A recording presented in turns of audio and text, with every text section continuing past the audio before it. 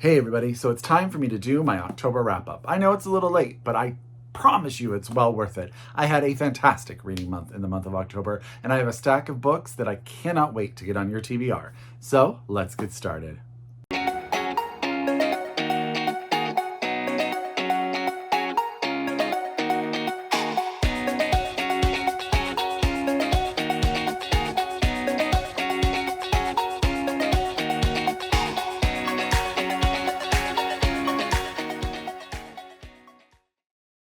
Hi everybody and welcome back to my channel. It's Russell with Ink and Paper Blog. How are you doing today? As always, I hope you're happy, I hope you're healthy, I hope you're safe, and of course I hope you're reading a book or two or three or four. I am reading. I am very busy with work right now. Lots of things going on, but it hasn't stopped my ability to get through so many great books. And yeah, so that's that. I don't actually have a lot of free time anymore, but when I do, I am 100% reading. So here we go. Get out your pen, get out your paper, get out your Goodreads. However you keep track of your TBR. Today I'm hoping it will explode. As always, if you can, I think everything I'm going to talk about is out right now, so you can get your hands on it, get it from your independent bookstores. It's that time of the year where they need us more than ever. Or if you're a library user, get your library to get you a copy of all of these books. Okay, so the first book I'm going to tell you about is Wellness by Nathan Hill. As you know, I start each month with my favorite read of the year, of the month, sorry, not of the year, of the month. The year is flying by. Can we start there for a minute? But that's a whole different video, right? Wellness by Nathan Hill is actually a story of a couple that meets and falls in love basically at first sight. It opens up very charmingly that they are in apartments across from each other and they see each other and they both are sort of obsessed with one another. And then one night they eventually meet and they go in a relationship. They wind up getting married and they wind up having a family together. The book then dissects the relationship for so many different angles. It looks at it from the current standpoint where they're sort of in a stagnant status where the wife is having, I'm going to see if I can remember her name, Elizabeth. Elizabeth is having sort of issues with sort of the lack of risk, the lack of excitement in her marriage. Jack is completely devoted to his wife and sort of missing some of the signals. And the book jumps back and forth from the start of their relationship to current times, and we get also a lot of information about where they came from. The book is written very densely. There's lots of sentences, but it's never difficult to read. Nathan Hill is a master of readable, just paragraph after paragraph of readable writing with such beauty and tenderness, and it is laugh out loud funny at times. The relationship has its, ups and downs, so at times it's very tender. There is a scene where Elizabeth is dealing with her son during his terrible twos in the grocery store that had me laughing out loud and then feeling such sympathy for mothers and fathers that have to deal with their children and not knowing what to do when you just have to be like, what do I do to make this work? There's so much to this. It is probably one of the best books that I have ever read about just sort of the inner workings of a relationship between two people. I adored it. My friend Ryan, who you know from my channel, adored it. Oprah picked it. So if you don't believe me, you don't believe Ryan, believe Oprah. I am telling you, it's amazing. I have the Nicks on my shelf and I really need to get to it because I think Nathan Hill may be becoming one of my favorite writers. I think it's going to happen. This is only a second book, but I'm putting it out there. So that's Wellness by Nathan Hill. Oh, and I should tell you that is out from Knopf. Okay, I have to do this drive for work now every week or so where I have to go to an office that's about an hour or so away, depending on traffic. So I listen to a lot more audiobooks than I used to. And I one day had sort of finished one book and was like, oh, what am I going to pick? I have to drive home. And I picked Open Throat by Henry Hoke out from MCD. If you haven't heard about this book, it is crazy, crazy weird. It is so weird. But basically, it's about a mountain lion who is sort of the narrator, who lives in like the Hollywood Hills. And it's the story of him getting displaced from his home and sort of traveling into Los Angeles. And he becomes friends with this young girl. He's dealing with his sexuality, he's dealing with humanity, he's dealing with hunger. It is so trippy. But what it's really about is sort of the relationship that humanity has with nature and what we do when nature in any way decides to fight back to the way that we treat it. And we treat it pretty poorly if you think about it. It's also about relationships and how they can build from very different starting points. It's very poetic. Henry Hoke, I'm hoping I'm saying that, Henry, I apologize if I'm not, he's clearly like a poetic mind. His language is very beautiful. The book opens with this line: "I've never eaten a person, but today I might." And that encapsulates the humor, the sort of realness of the novel, but also it's just very strange in all the great ways. So I highly recommend it. It is short. If you're just looking for something to put in your ears while you're like doing some chores around the house, the audiobook is fantastic. And that is Open Throat by Henry Hoke, out from MCD. Okay, then I decided to do a little bit of fantasy. I have to say thank you to Orbit. They are a publisher that publishes so much fantasy, and they send me so many books, and I truly, no bias here, have loved almost everything that they've sent me. And that goes for this book too. One Dark Window by Rachel Gillig, Gillig, Gillig. I think she's local to me in the Bay Area. I don't know that for sure, but I think she is, and I hope to someday go out into her and tell her. This book, One Dark Window, is the first in a series. The second one is out too. I will be wrapping that up in my next wrap up because Orbit sent me both of them, and I have finished them both, and they are both amazing. This book starts in a world where we have this town that is covered in this fog, and we find out it's because of a deal that an old king made with a woman of the woods, a fairy sort of queen of the woods sort of thing, in exchange for a number of things from the king, which I will not ruin. These magic cards came into existence. And these cards each have a different magic ability, and you tap them, okay? That's sort of the background. That's the world. You know how I am about world building. If you have ever followed my channel about fantasy or science fiction, if the world building's too complicated, I'm out. This world building is simple but lush in detail. Fantastic in sort of the world that it builds. But that being said, our main character is Elspeth. She is sick with a disease that normally would lead to her being killed. So the king has a group of people that go around, and when people get sick with this magic disease, they're just automatically killed. But her father decides to save her, moves her out into the country with her, I guess it's sort of her aunt and uncle, and not sort of, it is. And she winds up finding a card called the Nightmare card. She winds up touching it. Every person that has this disease has a magical ability, and we learn that through the book for a number of other people. It's so good. But hers is she absorbs the cards that she touches, and in her brain now is something called the Nightmare. And the Nightmare is sort of like this ancient being of some sort who has a grudge, which you have to learn about to read. And then so much other stuff happens. We find out that there's a group of people who are working against the king to try to collect a deck of these magic cards, but there's one card that no one knows where it is, but they want to collect it because they believe if they do this ceremony on solstice, they will rid the town of the mist and everything will go back to normal. They will be able to heal the ill people, yada yada. But of course the king wants the cards for himself, and so they're in treason. But Elspeth gets involved in that. There's a romance involved in it. I feel like if you like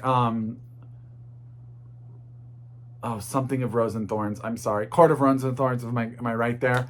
You will like this series. It's very similar. The romance isn't as forefront. This is definitely a fantasy novel, but the romance is there. There's great relationships, great like turns and twists.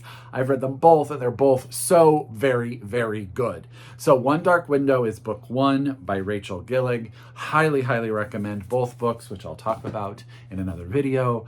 But hello, so good. Great new fantasy series to me. Love it. Okay, the next book that I want to talk about is Northwoods by Daniel Mason. I did not know who Daniel Mason was, but Random House actually reached out to me and asked me if I wanted a copy of Daniel's new book, Northwoods. And I read the little blurb and I'm like, yeah, send it to me. I don't know what I'm really getting into, but I'm interested. This book was a tight race between this book and Wellness for my favorite read of the year. Northwoods is the story of a house in a certain place in the Northeast that goes through time. And the way that the book is structured is that the house is sort of the center and the people through it change. We start with a Native American woman who saves a woman and her child who are running away from soldiers, and we get sort of there, and we get a relationship there, and we get that story. And then we move on to a man who buys the plot, turns it into an apple farm. We go through his family. And you come up to modern times. But at the center of this, and the main character of this book, is this house and the land around it and the beauty of the nature around it and what it does for so many different people. There's tragedy, there's family, there's just so much that goes on in this space. I will read whatever Daniel Mason writes from now on, or in the past. I need to go get his back, any of his back ones. I believe he was shortlisted for the Pulitzer. It's beautiful. It's dynamic because he creates a character from a space, and that space affects people who create art, people who are looking for safety. I could go on and on. It is phenomenal. I highly, highly recommend it. If you like sort of like a historical saga from a different point of view, check out Northwoods by Daniel Mason. I think you'll love it. I absolutely did. I flew through it. I thought it was absolutely gorgeous. Okay. An author that really needs no introduction, because she won the National Book Award a few years ago, is Sigrid Nunez. She won the National Book Award for The Friend, what I absolutely, absolutely adored. But she has a new book out called The Vulnerables, a word that I'm clearly having difficulty saying today. This is Sigrid Nunez's pandemic novel, and it's about a woman who, during the start of the pandemic, she actually winds up giving her house over to a healthcare worker, her apartment, who is looking for somewhere to live while she works in the hospitals. And she moves into a friend's house who has a giant parrot that needs to be taken care of. But her friend has been caught out of the country. She's actually about to have a baby. Here's what you get when you read a Sigrid Nunez novel. The plot is very thin. It's a book about ideas. It's a book about people. It's a book about feelings. There's a lot about literature in this book. There's a lot of dissecting of different novels and authors and just the way the artistic process of writing works. The main character deals with different relationships. She replaces a young man who has disappeared, who winds up coming back and sort of reinventing himself as well. And that dynamic within a space during a pandemic. All of this stuff is within the bubble of the pandemic, and Sigrid Nunez does an amazing job of sort of working against the pandemic as an identifier for who we become once we come out of it. Does that make sense? She just writes so beautifully. I mean, I just think she may be one of the most underrated writers for like the general reader. I think writers read Sigrid Nunez, and like dedicated book people, I think more just readers need to read her because she is so good. I've read her last 3 books, The Friend, and I always forget the name of the one that came after The Friend. Let me see. Oh, it's not, of course, this is an arc. Let me see. Oh, What Are You Going Through? Oh, that one's, yeah, no. I need to find the rest of her books because I am a super fan. But this is The Vulnerables by Sigrid Nunez. If you're looking for, there's going to be a lot of pandemic novels, right? And we have read a few already, I am sure. But this one just does it with such poetic grace and such humanity that it is really worth your time. So, highly recommend The Vulnerables by Sigrid Nunez, out from Riverhead, I believe. Yes, Riverhead Books. Love it. We all remember that the boyfriend material was a huge book a few years ago. Everyone was reading it. And then the husband material came out. And I know Alexis Hall is pretty prolific, but I have only read the boyfriend material. And then I went and I picked up their new book, 10 Things That Never Happened, that is out from Sourcebooks here in the US. I loved it. It's in the same world as the boyfriend material. It's the story of a man who works in sort of like in America, it's like a Bed Bath & Beyond. It's a furniture bathroom store. And he is the manager of the store, and he has a terrible boss who makes him come to London basically to chastise him because he has like the store that's underperforming. He has some employees who really aren't very great employees that need to be gotten rid of. And so he goes to meet his boss, and while in the main store, an accident happens that the boss feels responsible for that causes a head injury, which then gets exaggerated, that turns into him having to stay and live with his boss. And then the romance. Like, there's hilarity. He has a cat that's so ugly. I couldn't even picture what the cat looked like in my brain because of the way it was described. But he winds up picking it up from his home, bringing it to, and his boss and the cat, of course, love each other. And then the boss is really sort of standoffish from his family, not really allowing them in. Of course, that dynamic comes into play. And then Christmas comes, and all I'm going to say is I laughed. Some of it is, it's a little cliche, but it's enjoyably cliche. It's a great audiobook, by the way. You know, I audio while I read a lot of books. Highly recommend it as well. Helps with the British accent too, just to sort of hear it in your head. I loved it. It's charming. It's wonderful. It's everything you need from a romantic comedy. And if you liked the boyfriend material, I really do think you'll like 10 Things That Never Happened by Alexis Hall. I enjoyed it very, very much. Okay, I have one more book that is coming out, I think at the end of November now. I don't know why I got this book. I probably requested it because I liked the idea of it, and I adored this novel. So the book is Alice, Saide, Celine by Sarah Blakley-Cartwright, out from Simon & Schuster. It comes out, I want to say, the last week of November.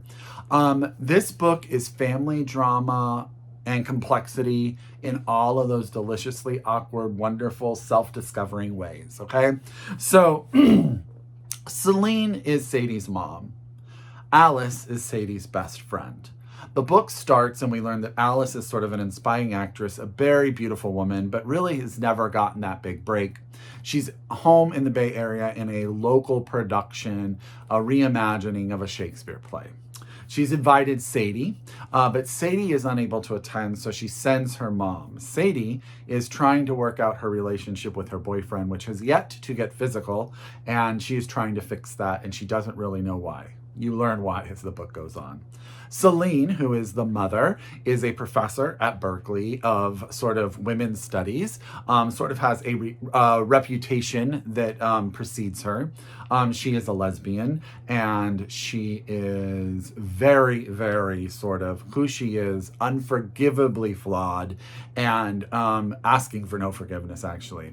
She shows up at Alice's play. She watches it. There's some tension there. She goes away, she comes back. Then Alice and Celine wind up sleeping together and a relationship ensues. And they are keeping the relationship from Saide. while the book goes on, you learn about Alice and where she comes from. You learn about the dynamic of Saide and Celine's relationship, and sort of how, for often, you know, we all know people like this. So this isn't me, but I would say we all know people where like their mom is the mom and daughter are not only mom and daughter, but also best friends, and at times worst enemies, right? But their dynamic is very, very complicated. And eventually it's all going to come out, right? But you learn about these women as this sort of drama's going on, and you just sort of see how they've become who they are. And as the novel goes on, Alice and I want to say Saide really start to develop into the people that they will be more for the rest of their lives. I thought it was dynamic. I thought it was charming. I thought it was very sexy. I thought it was drama filled. Sometimes so this is a little insider about me. When I get nervous or when things get too dramatic or like that, I plug my ears on TV. I can't handle it. I won't listen to it. There were moments like that I wanted to plug my ears, but I loved it. I thought it was fantastic. So Alice, Saide, Celine by Sarah Blakley-Cartwright, coming out at the end of this month from Simon & Schuster. Adored it. Okay, that was a long video because I loved so many of these books, and I hope so many of them made it on to your TBR. As always, if you're a return subscriber, I thank you so much for coming. If you are new to my channel, I hope you subscribe. I just went over 12,900. I'm almost to 13. It is taking forever, but that's okay. As always, I encourage you to read globally, shop locally, and until next time, I wish you happy reading, everyone. Bye.